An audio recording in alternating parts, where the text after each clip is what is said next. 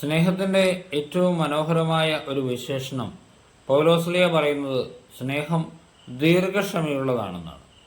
അതായത് എത്ര നാൾ വേണമെങ്കിലും കാത്തിരിക്കാൻ സ്നേഹമുള്ള ഒരാൾ സന്നദ്ധനായിരിക്കും. കർത്താവിൻ്റെ മുഖത്തേക്ക് നോക്കുമ്പോഴും നമുക്ക് ഇതേ ആശയം തന്നെയാണ് കിട്ടുന്നത്. വഴിതെറ്റിപ്പോയ അകന്നുപോയ ഒരു പാപിക്ക് വേണ്ടി എത്ര നാൾ വേണമെങ്കിലും കാത്തിരിക്കാൻ തയ്യാറായ, അവൻ്റെ തിരിച്ചുവരവിൽ സ്വർഗം മുഴുവൻ സന്തോഷിക്കുന്ന അത്ര സ്നേഹനിധിയായ ഒരു പിതാവ്. ആ പിതാവിൻ്റെ സ്നേഹം സ്വന്തമാക്കിയാൽ നമുക്കും ഇതുതന്നെ നമ്മുടെ ജീവിതത്തിലും പകർത്താൻ പറ്റും. അതായത് നമ്മുടെ പ്രിയപ്പെട്ടവരൊക്കെ അകന്നു പോയാലും അവർ തിരിച്ചു വരുമെന്നുള്ള വിശ്വാസത്തോടെ കാത്തിരിക്കുക. അതാണ് യഥാർത്ഥ സ്നേഹം. ഈശോ നമ്മളെല്ലാവരെയും അനുഗ്രഹിക്കട്ടെ.